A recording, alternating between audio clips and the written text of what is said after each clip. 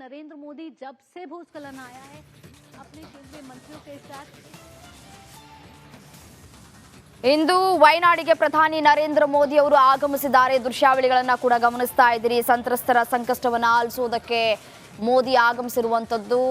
Helicopter ಮೂಲಕ ಯಾವ್ಯಾವ ಸ್ಥಳದಲ್ಲಿ ಯಾವ ರೀತಿಯಾಗಿ ಏನೆಲ್ಲ ತೊಂದರೆ ಆಗಿದೆ ಅನ್ನೋದರ ಕುರಿತು ಮೋದಿ ವೀಕ್ಷಣೆ ಮಾಡ್ತಾ ಇರುವಂತಹ ಎಕ್ಸ್ಕ್ಲೂಸಿವ್ ದೃಶ್ಯಾವಳಿಗಳನ್ನು ಗಮನಿಸ್ತಾ ಇದ್ದೀರಿ. ಮೋದಿಗೆ ಕೇರಳ ಸಿಎಂ ಪಿಣರಾಯಿ ವಿಜಯನ್ ಕೂಡ ಸಾಥ್ ಕೊಟ್ಟಿದ್ದಾರೆ. ಅದೇ ರೀತಿಯಾಗಿ ಅವರು ಲ್ಯಾಪಲ್ಲೂ ಕೂಡ ಚೆಕ್ ಮಾಡ್ತಾ ಇದ್ದಾರೆ. ಯಾವ ರೀತಿಯಾಗಿ ಇದ್ದಂತಹ ಪ್ರದೇಶ ಯಾವ ರೀತಿಯಾಗಿ ಆಗ್ಬಿಟ್ಟಿದೆ ಅನ್ನೋದನ್ನ ಕೂಡ ಅವರು ನೋಡ್ತಾ ಇದ್ದಾರೆ. ಅಲ್ಲಿನ ಪ್ರದೇಶದ ಸ್ಥಿತಿ ಯಾವ ರೀತಿಯಾಗಿದೆ, ದುರಂತ ನಡೆದಂತಹ ಸ್ಥಳಕ್ಕೆ ಪ್ರಧಾನಿ ನರೇಂದ್ರ ಮೋದಿ ಅವರು ಭೇಟಿಯನ್ನ ಕೊಡ್ತಾರೆ ಅನ್ನುವಂತಹ ನಿಟ್ಟಿನಲ್ಲಿ ಒಂದು ಕಡೆ ಎಲ್ಲ ಸಿದ್ಧತೆಯನ್ನ ಕೂಡ ಮಾಡಿಕೊಳ್ಳಲಾಗಿತ್ತು. ಅದರಂತೆ ಇವಾಗ ಹೆಲಿಕಾಪ್ಟರ್ ಮೂಲಕ ಅವರು ವಯನಾಡಿನಲ್ಲಿ ಯಾವ ರೀತಿಯಾದಂತಹ ದುರಂತ ಸಂಭವಿಸಿತ್ತು ಆ ಒಂದು ಸ್ಥಳದ ವೀಕ್ಷಣೆಯನ್ನ ಮಾಡ್ತಾ ಇದ್ದಾರೆ. ರಾಷ್ಟ್ರೀಯ ವಿಪತ್ತು ಅಂತ ಹೇಳಿ ಘೋಷಿಸ್ತಾರ ಮೋದಿ ಅನ್ನುವಂತಹ ಪ್ರಶ್ನೆ ಒಂದು ಕಡೆ ಇದೀಗ ಕಾಡ್ತಾ ಇರುವಂಥದ್ದು. ಪ್ರಧಾನಿ ಮೋದಿ ಅವರು ಭೂಕುಸಿತ ಪೀಡಿತ ಪ್ರದೇಶವನ್ನ ತಲುಪಿದ್ದಾರೆ. ಹೆಲಿಕಾಪ್ಟರ್ ಮೂಲಕ ವೀಕ್ಷಣೆ ಕೂಡ ಮಾಡ್ತಾ ಇದ್ದಾರೆ. ರಕ್ಷಣಾ ಪಡೆಗಳಿಂದ ಈಗಾಗಲೇ ಮಾಹಿತಿಯನ್ನ ಕೂಡ ಕಲೆ ಹಾಕೊಂಡಿದ್ದಾರೆ. ಇಂದು ವಯನಾಡಿಗೆ ಪ್ರಧಾನಿ ನರೇಂದ್ರ ಮೋದಿ ಅವರು ಭೇಟಿಯನ್ನ ಕೊಡ್ತಾ ಇರುವಂತಹ ದೃಶ್ಯಾವಳಿಗಳು ಅಂದ್ರೆ ಹೆಲಿಕಾಪ್ಟರ್ ಮೂಲಕ ವೀಕ್ಷಣೆ ಮಾಡ್ತಾ ಇದ್ದಾರೆ. ಅಂದ್ರೆ ಅಲ್ಲಿನ ಸಿಎಂ ಕೂಡ ಅವರಿಗೆ ಸಾಥ್ ಕೊಟ್ಟಿದ್ದಾರೆ. ಅಲ್ಲಿನ ಪರಿಸ್ಥಿತಿಯ ಬಗ್ಗೆ ವಿವರಣೆಯನ್ನ ಕೂಡ ಕೊಡ್ತಾ ಇದ್ದಾರೆ. ಯಾವ ರೀತಿಯಾಗಿ ಇತ್ತು, ಯಾವ ರೀತಿಯಾಗಿ ಆಗಿದೆ, ಈಗ ಎಷ್ಟು ಜನ ತಮ್ಮ ಕುಟುಂಬವನ್ನ ಕಳ್ಕೊಂಡಿದ್ದಾರೆ, ಈಗಾಗಲೇ ಎಷ್ಟು ಜನ ಸಾವನ್ನಪ್ಪಿದ್ದಾರೆ ಅನ್ನೋದರ ವಿಚಾರವನ್ನ ಕೂಡ ಅವರು ಹೇಳ್ತಾ ಇದ್ದಾರೆ. 2,000 ಕೋಟಿ ವಿಶೇಷ ಪ್ಯಾಕೇಜ್ ಒಂದು ಕಡೆ ಕೇರಳ ಕೇಳಿರುವಂಥದ್ದು, ಅದನ್ನು ಎಕ್ಸ್ಪೆಕ್ಟೇಷನ್ ಕೂಡ ಮಾಡ್ತಾ ಇದೆ.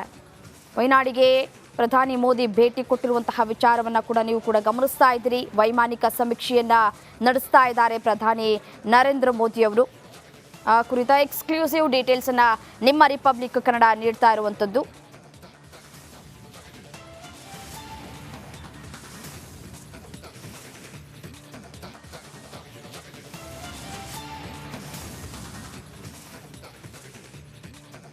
ಭೂಕುಸಿತ ಆದಂತಹ ಪ್ರದೇಶಕ್ಕೆ ಪ್ರಧಾನಿ ನರೇಂದ್ರ ಮೋದಿ ಆಗಮಿಸಿದ್ದಾರೆ. ಗುಡ್ಡ ಕುಸಿತ ಪ್ರದೇಶವನ್ನ ವೀಕ್ಷಣೆ ಮಾಡ್ತಾ ಇದ್ದಾರೆ ಪ್ರಧಾನಿ ನರೇಂದ್ರ ಮೋದಿ ಅವರು.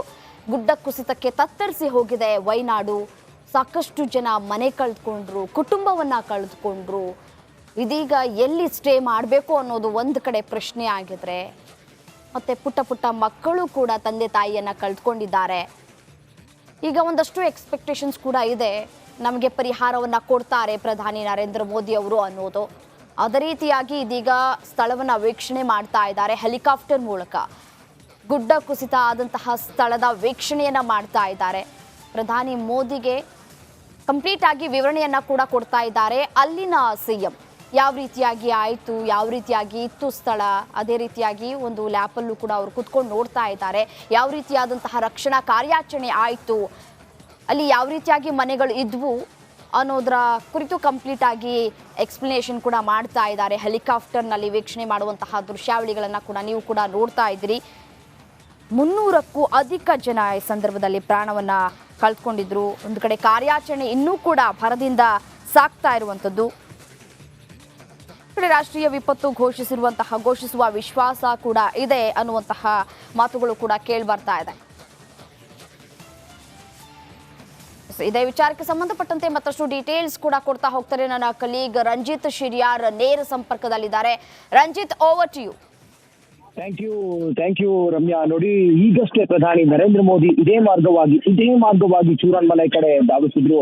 ಚೂರನ್ಮಲೆಯಲ್ಲಿ ಹಾನಿಯಾಗಿರುವಂತಹ ಪ್ರದೇಶಗಳನ್ನ ಅಲ್ಲಿ ವೀಕ್ಷಣೆಯನ್ನ ಮಾಡ್ತಾರೆ. ಇನ್ನೇನು ಕೆಲವೇ ಕ್ಷಣಗಳಲ್ಲಿ, ಈ ಕೆಲವು ಮಿನಿಟ್ಗಳ ಹಿಂದೆ ಪ್ರಧಾನಿ ನರೇಂದ್ರ ಮೋದಿ ಅವರು ಇದೇ ಮಾರ್ಗವಾಗಿ ಬಂದ್ರು. ನಾವು ಕೂಡ ಅದನ್ನ ನಿಮ್ಗೆ ಲೈವ್ ತೋರಿಸಿದ್ವಿ. ನಮ್ಮ ವಿಜಯ್ ಲಕ್ಷ್ಮೀ ಪುತ್ರ ಅದನ್ನ ತೋರಿಸ್ಬೇಕು. ನೋಡಿ, ಇದೇ ಮಾರ್ಗವಾಗಿ ಚೂರನ್ಮಲೆಗೆ ಆಗಮಿಸಿದ್ರು.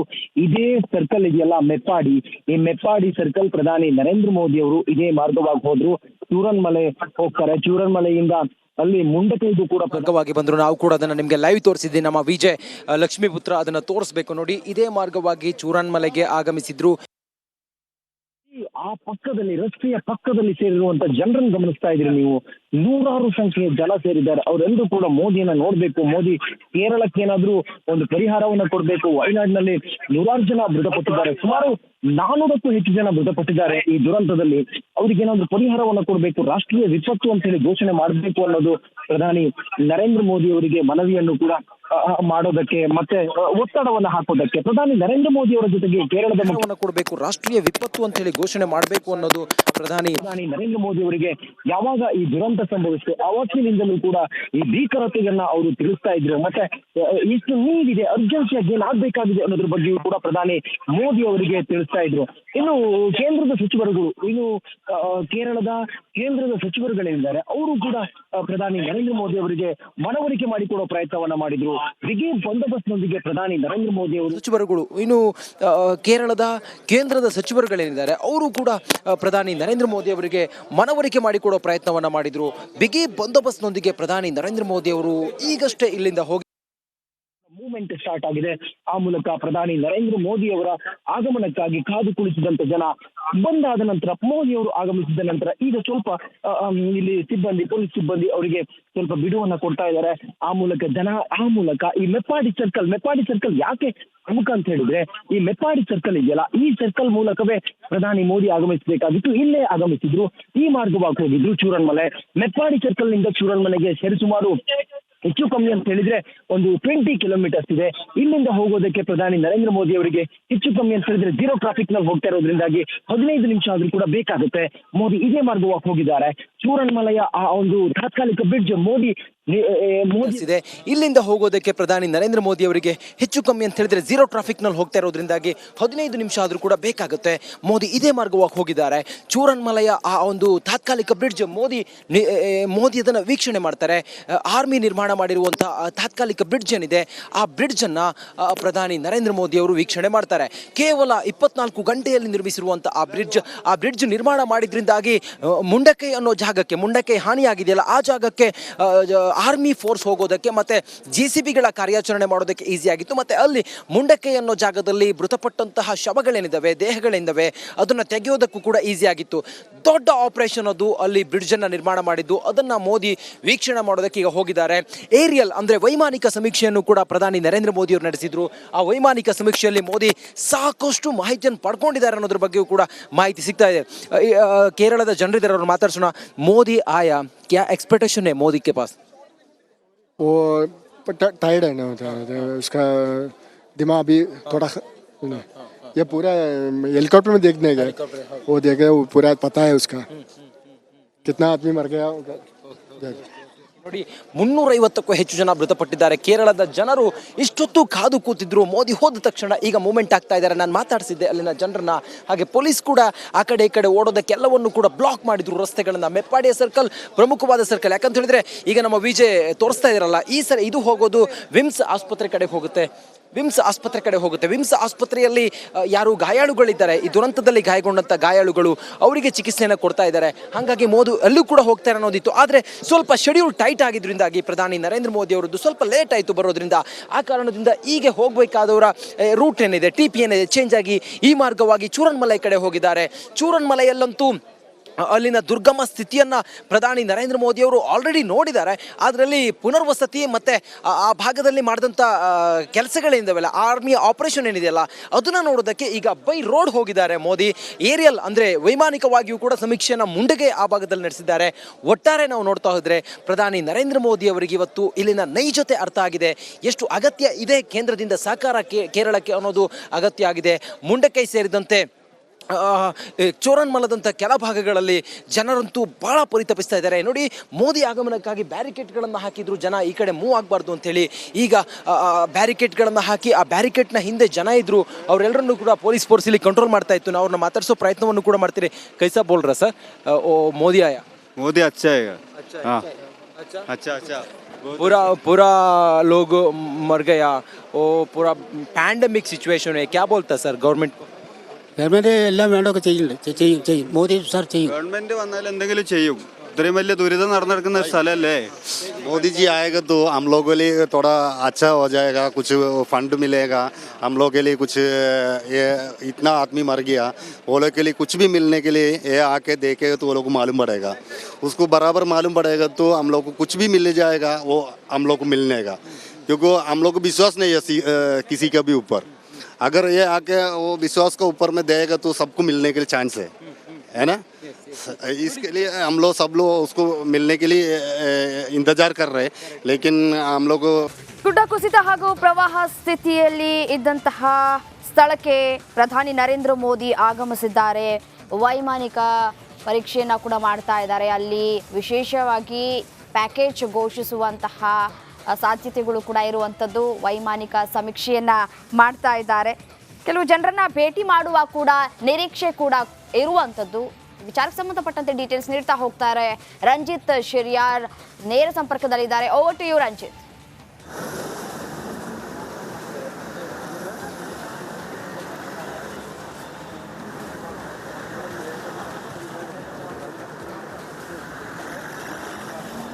Thank you Ramya. ನೋಡಿ, ಪ್ರಧಾನಿ ನರೇಂದ್ರ ಮೋದಿ ಅವರು ಕೆಲವೇ ಕ್ಷಣಗಳ ಹಿಂದೆ ಇದೇ ಜಾಗ ನಾನು ನಿಂತಿರುವಂಥ ಮೆಪ್ಪಾಡಿಯ ಈ ಸರ್ಕಲನ್ನು ತಲುಪಿದ್ರು. ಸರ್ಕಲನ್ನು ತಲುಪಿ ಈ ಮಾರ್ಗವಾಗಿ ನೋಡಿ ಅಲ್ಲಿ ಬ್ಯಾರಿಕೇಡ್ಗಳನ್ನು ಹಾಕಿದಾರಲ್ಲ, ಅದೇ ಮಾರ್ಗವಾಗಿ ಪ್ರಧಾನಿ ನರೇಂದ್ರ ಮೋದಿ ಅವರು ಚೂರನ್ಮಲ ಕಡೆ ಹೋದರು. ಚೂರನ್ಮಲಕ್ಕೆ ಹೋಗಿ ಅಲ್ಲಿ ಮುಂಡಕೈ ಕೂಡ ತಲುಪ್ತಾರೆ. ಆಲ್ರೆಡಿ ಇಷ್ಟೊತ್ತಿಗೆ ತಲುಪಿರಬಹುದು ಅಂತ ಹೇಳಿ ಇಲ್ಲಿ ಸರ್ಪ ಕಾವಲು ಹೆಂಗಿತ್ತು ಅಂತ ಹೇಳಿದರೆ ಇಷ್ಟೊತ್ತಿನವರೆಗೂ ಕೂಡ ಈ ಜಾಗದಲ್ಲಿ ಯಾರೂ ಓಡಾಡಂಗಿರಲಿಲ್ಲ, ಯಾವುದೇ ವೆಹಿಕಲ್ ಮೂವ್ಮೆಂಟ್ ಕೂಡ ಇರಲಿಲ್ಲ.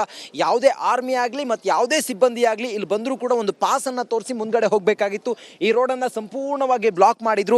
ಜನ ಅಂತೂ ಬೆಳಿಗ್ಗೆಯಿಂದಲೂ ಕೂಡ ಪ್ರಧಾನಿ ನರೇಂದ್ರ ಮೋದಿ ಅವರು 11 ಗಂಟೆಗೆ ಕಣ್ಣೂರು ಏರ್ಪೋರ್ಟನ್ನು ಯಾವಾಗ ತಲುಪಿದ್ರು, ಅದಾದ ನಂತರ ಕಲ್ಪೆಟ್ಟಕ್ಕೆ ಯಾವಾಗ ಬಂದರು ಪ್ರಧಾನಿ ನರೇಂದ್ರ ಮೋದಿ, ಅಲ್ಲಿಂದಲೂ ಕೂಡ ಇಲ್ಲಿ ಬ್ಯಾರಿಕೇಡ್ ಉದ್ದಕ್ಕೂ ಕೂಡ ಎಲ್ಲಿವರೆಗೂ ಬ್ಯಾರಿಕೇಡ್ ಹಾಕಿದ್ದಾರೆ ಅಲ್ಲಿವರೆಗೂ ಕೂಡ ಜನ ನಿಂತು ಮೋದಿಗೋಸ್ಕರ ಕಾಯ್ತಾ ಇದ್ರು. ಮೋದಿ ಕೇರಳದ ಈ ಒಂದು ತುರ್ತು ಪರಿಸ್ಥಿತಿಯಲ್ಲಿ ಅವರು ಆಗಮಿಸಿ ಕೇರಳಕ್ಕೆ ಆಗಿರುವಂಥ ಹಾನಿಯ ಅವಲೋಕನ ಮಾಡಿ ಕೇಂದ್ರದಿಂದ ಏನು ಕೇರಳಕ್ಕೆ ಕೊಡಬಹುದು, ಪರಿಹಾರ ಏನು ಕೊಡಬಹುದು, ಇಲ್ಲಿ ಜೀವಹಾನಿಯಾಗಿದೆ, ಮನೆ ಮಠ ಕಳೆದುಕೊಂಡಿದ್ದಾರೆ, ತಮ್ಮ ಬದುಕು ಸರ್ವನಾಶ ಆಗಿದೆ, ಎಲ್ಲವೂ ಕೂಡ ಹಾಳಾಗಿದೆ, ಅವರಿಗೆ ಪುನರ್ವಸತಿಯನ್ನು ಕಲ್ಪಿಸಬೇಕಾಗಿದೆ. ಹಾಗಾಗಿ ಇದು ನೇರವಾಗಿ ರಾಷ್ಟ್ರೀಯ ವಿಪತ್ತು ಅಂತೇಳಿ ಘೋಷಣೆ ಮಾಡಬೇಕು. ರಾಷ್ಟ್ರೀಯ ವಿಪತ್ತು ಘೋಷಣೆ ಮಾಡಿ ಆ ಮೂಲಕ ಕೇರಳಕ್ಕೆ ಏನೇನು ಸಿಗಬೇಕಾಗಿದೆ ಅಥವಾ ಮಾಡಬೇಕಾಗಿದೆ, ಇಲ್ಲಿ ಪುನರ್ವಸತಿಯನ್ನು ಕಲ್ಪಿಸುವುದಕ್ಕೆ, ಜನರ ಬದುಕನ್ನು ಇಲ್ಲಿ ಮತ್ತೆ ಯಥಾಸ್ಥಿತಿಗೆ ತರೋದಕ್ಕೆ ಏನೇನು ಮಾಡಬೇಕು ಅದನ್ನು ಪ್ರಧಾನಿ ಮೋದಿ ಮಾಡ್ತಾರೆ ಅನ್ನುವ ಆಶಾಭಾವನೆಯಲ್ಲಿ ಇಲ್ಲಿದ್ದಂಥ ಜನರಿದ್ದಾರೆ. ಅವ್ರನ್ನ ಮಾತಾಡ್ಸೋಣ, ಕೇರಳಿಗರು ಅವ್ರನ್ನ ಮಾತಾಡ್ಸೋಣ.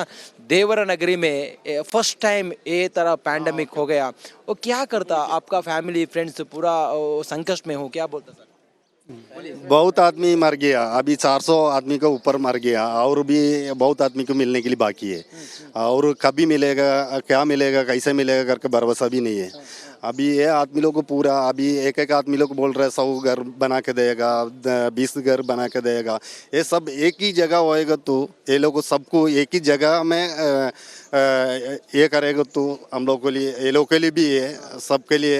क्यों किसी को फादर नहीं है, मदर नहीं है, माँ नहीं है, बहन नहीं है, बच्चा नहीं है, सब लोग ऐसे ऐसे चल रहे हैं ना.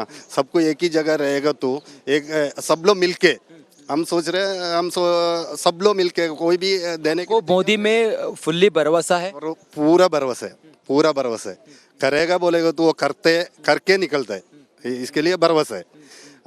बाकी लोगों को विश्वास नहीं है करके नहीं बोल रहे, क्योंकि बहुत बार भी इधर हो गया, पुतुमला हो गया, बहुत जगह पर हो गया, और भी करने के लिए बहुत कुछ बाकी भी है, और करने के लिए सोचेगा तो कर सकते हैं, वो लोग सबको कर सकते हैं. क्या एक्सपेक्टेशन क्या है आप? हम लोग को एक्सेप्टेशन बोलेगा तो ये लोग किसी कोई भी कैंप में रहेगा, वो लोग को सबको एक ही जगह एकोमोडेशन करने का, एकोमोडेट करेगा तो वो अभी आरिसन मलयालम प्लांटेशन का बहुत जगह बाकी है. इधर कितना भी क्राइसिस नहीं होने